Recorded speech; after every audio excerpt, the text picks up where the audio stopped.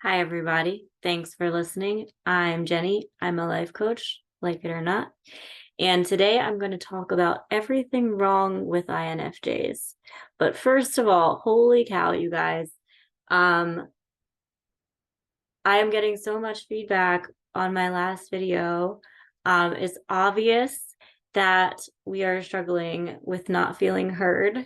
I'm happy that I could help a little bit with that. Yeah, was not expecting was not expecting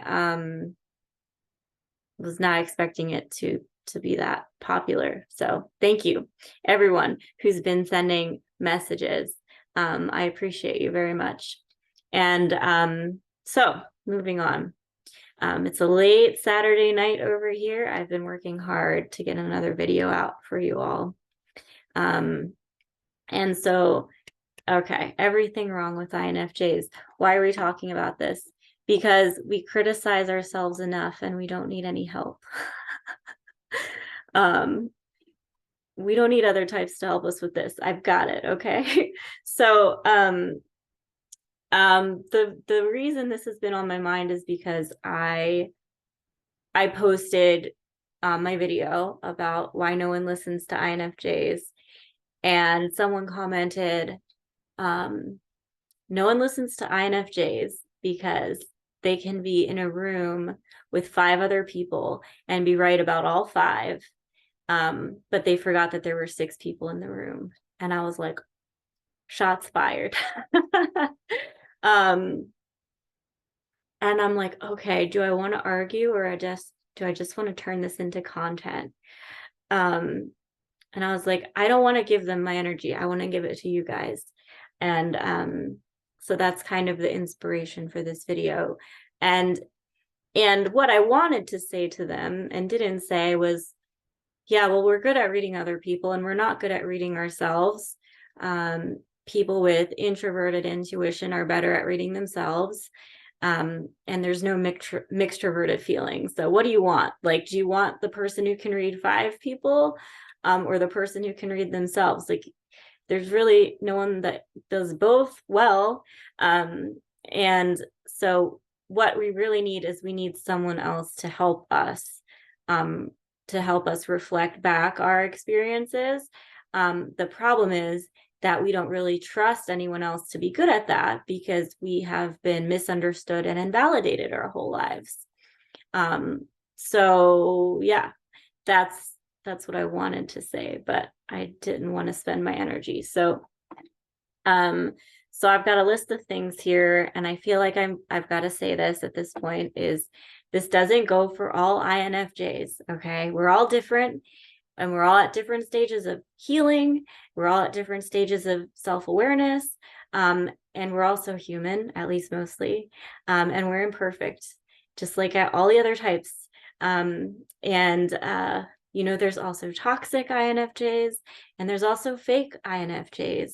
There are a lot of people who just like to claim that they're INFJs because they like the idea of being rare. And so there's INFJs out there who are giving the rest of us a bad rap sometimes too. Okay, so number one thing on my list of what's wrong with INFJs is we are sensitive to criticism. Big surprise. Okay. And criticism usually has like pretty deep rooted, is usually rooted in some deep trauma for us. We have a lot of trauma around creative wounds. A lot of us are creative and a lot of us are not creating because someone at some point criticized our creations. And so criticism really comes up a lot in anything creative that we're trying to do. And so what I'm going to say to my INFJ friends is to try to find the balance between not enabling the critics, but also not feeding them. And so I kind of think of responding to critics as watering plants, and even bad attention helps them grow. And some other tips I have here are a sense of humor can help. You can kind of try to channel like your inner bartender here. Like, that's a really good burn, Henry, but also you're cut off, and I'm keeping your tip. Okay. You can think of it as alchemy, like repurpose it. If you're a creator, everything is content. Now they're actually watering you. Okay. Another way I think of this is like Tyler Durden in Fight Club. When he's in the basement and Lou comes in and he's like, this is my basement. And they get in a fight and he's like, is that all you've got, Lou? Like, hit me harder. So yeah, that's a little bit intense, but it helps me. So maybe it'll help you. It's kind of like these martial arts moves to me. Like someone's got you in a chokehold, and once you know the moves to get out, that's really all you need. Another way I think of this is like a book of energy signatures, but there's blank pages. And it's like, once you know the energy signature that you need, it's like, oh, okay, I've got it. Like, this is the move I need to get out of this spiral now that I'm in. There's also, I'm also a big fan of Brene Brown, and I really like her strategy. So she carries around a little piece of paper, and it's like this big, and it's a list of the people whose opinions that she cares about. And I like this because we do want to be accountable. We do want honest feedback, and we do make mistakes, but we need to be very careful about who we're accepting feedback from. And it needs to be just a very, very select few people that we know, like, trust, and respect. So that's helpful too, is just like, I don't have to worry about anyone's opinion except the people on this paper, because I know these people care about me, and they understand me. That's very important. And they're going to give me honest, gentle feedback. Okay. Another thing about INFJs is we don't want your advice. Okay. Yeah, I realized that my last video was all about how people don't take our advice. So I am a hypocrite, but self-aware hypocrites are the best kind. Okay. The problem with getting unsolicited advice is we don't care about anything that normal people care about. Okay. And usually the people who are giving us advice have completely different values than us, and we just can't take it seriously. We only want advice from people who have what we want, who've accomplished what we're trying to accomplish, but we're too nice to tell you that. Okay, so we're just like living with all this internal frustration.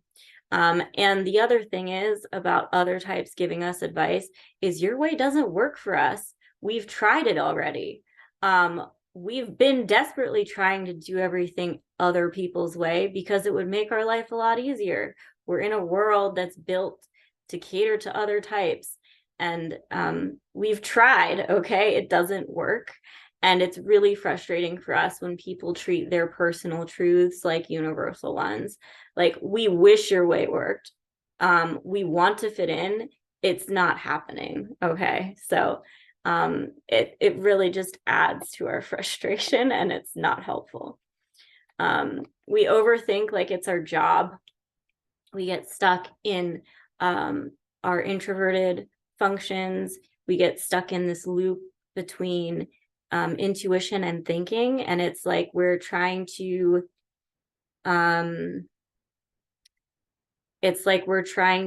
think our way to intuitive hits when we really need to be feeling our way to them.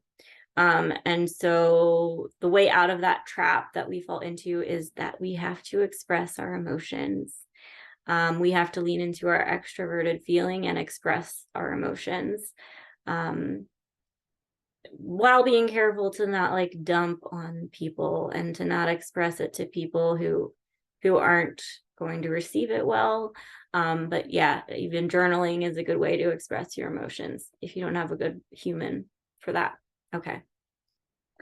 So yeah, leaning into your feelings is going to be your secret weapon out of overthinking. And the other thing is we get bored really easily. We are very intellectual and we get bored very easily. And so our brain is just always looking for something to do. And if we don't have enough outlets for that, then it's just going to go into overthinking mode. Okay. Another thing I have is that we speak in metaphors.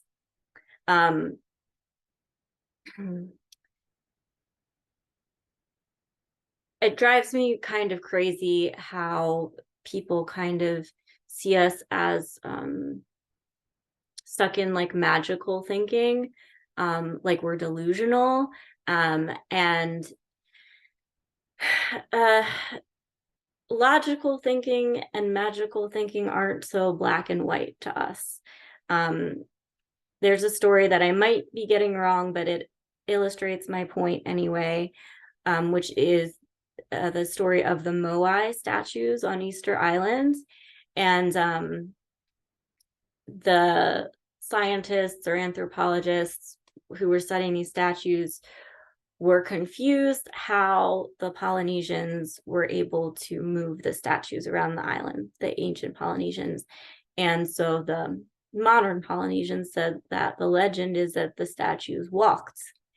And the scientists were like, that makes no sense. Like, obviously, this is just a legend.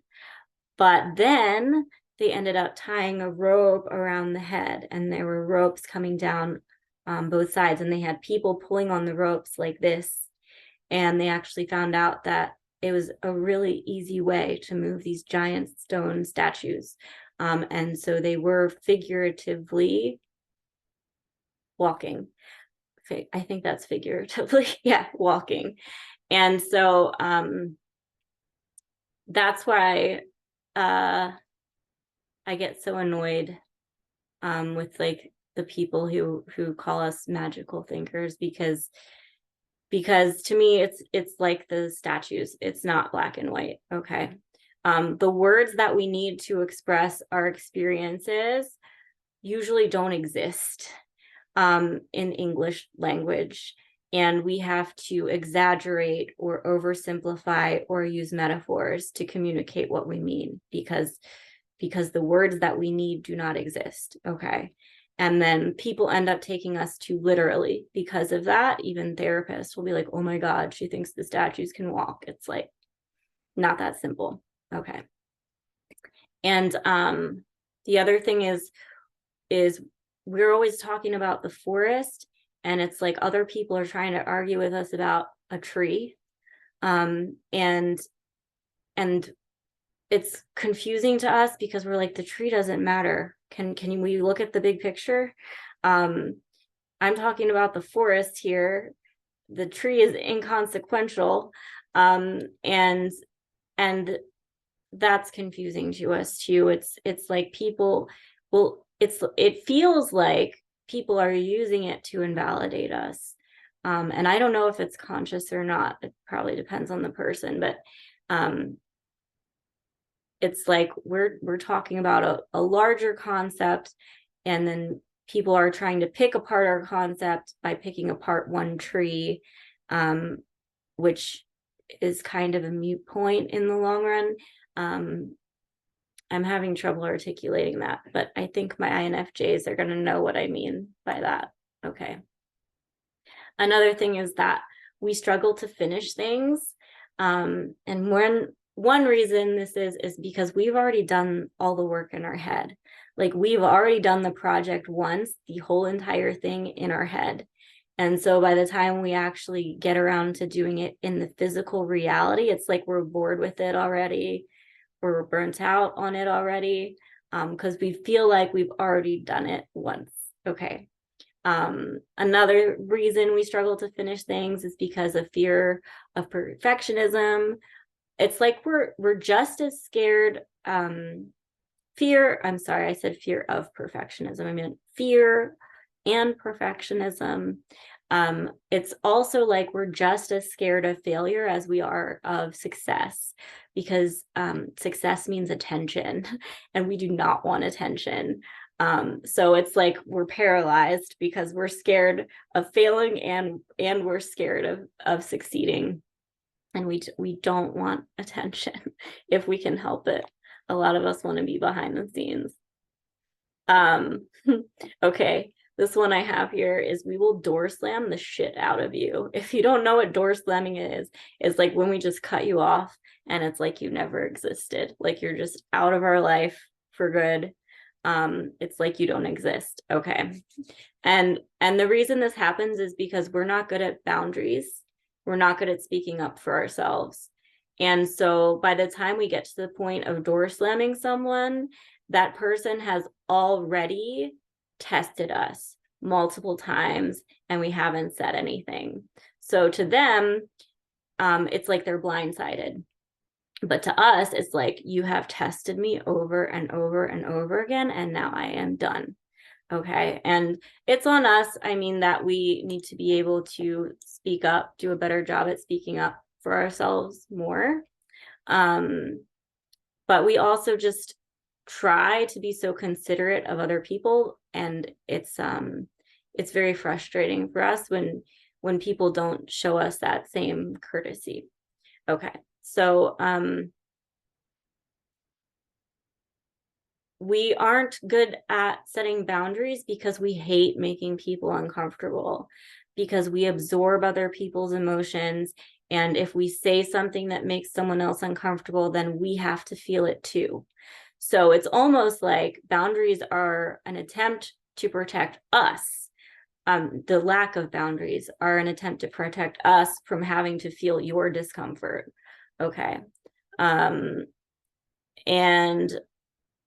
we also work backwards in time in a way. So we've already gone through the whole grieving process. By the time we're ready to door slam someone, we've already gone through the whole grieving process. So we started at the end and worked our way backwards to the present moment in time where the door slam happens. So that's why we're able to just move on so fast, is because we have grieved that loss. We did care, but we've already processed all of that. Okay. We also struggle with relationships. A lot of us are demisexual, which means we're only attracted to people that we have a close emotional bond with.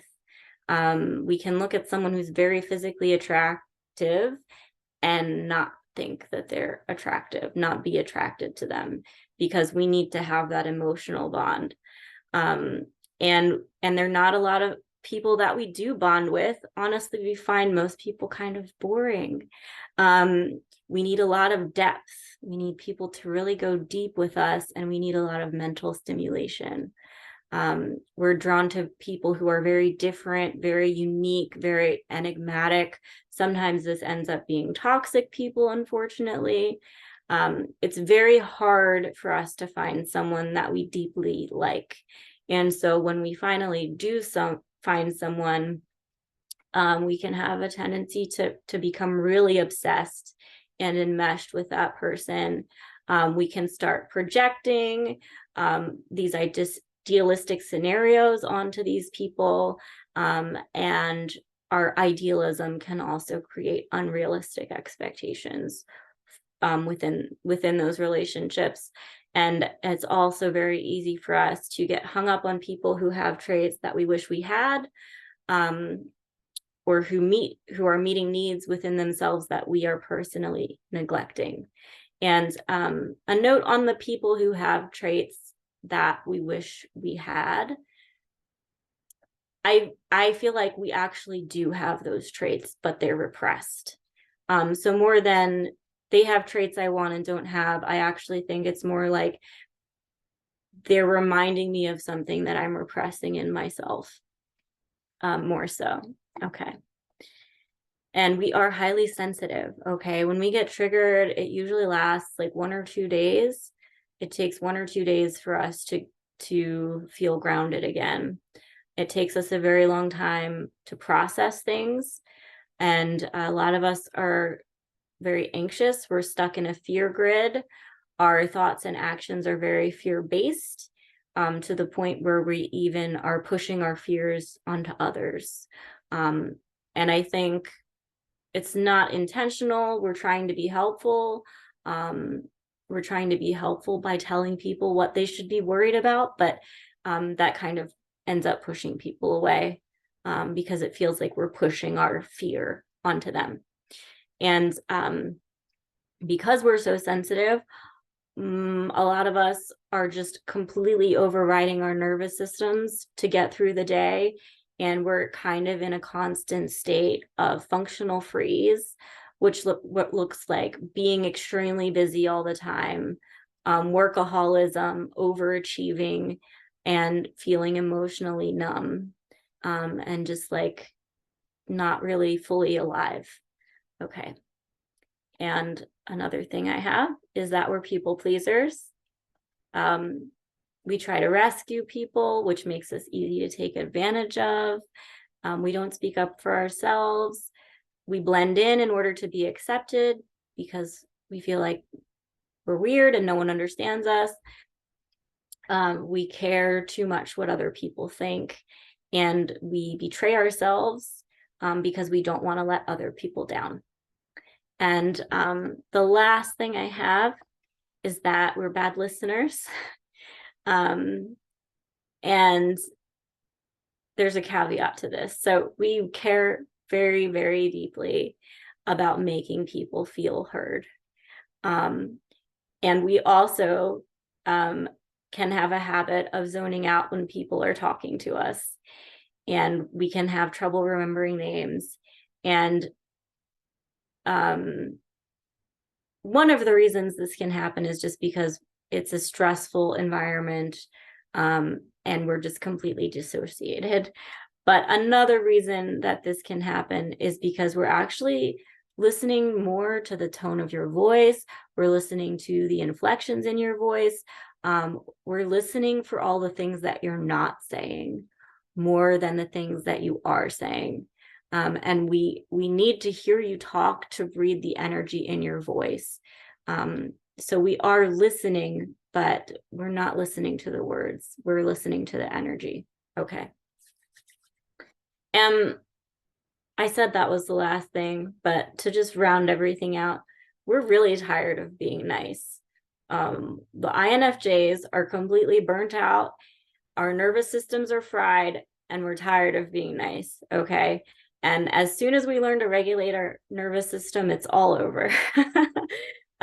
So the keys for a lot of the things that I talked about are, number one, don't feel guilty, don't feel ashamed. Every type has their mistakes and their challenges, and INFJs are awesome. Okay. And the keys to solving a lot of these problems are just going to be making friends with your nervous system, getting comfortable with discomfort, widening your window of tolerance, building up your self-worth, and talking to people you can trust. And if you're interested in coaching, or if you want to read any of my blog articles, any of those things, there's links in the description. The first coaching session is free, so you can decide if you like it or not. And I've been getting a lot of requests for a Facebook group that I had. I just want to mention that's on pause right now. I do want some kind of community where everyone can interact with each other. I'm trying to figure out the best way to do that, where it just feels safe for people, and not like the Wild West. So I'm trying to figure that out.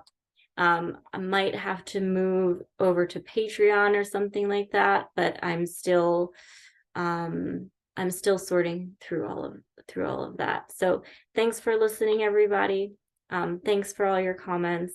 Thanks for your emails, and I will talk to you soon. Bye.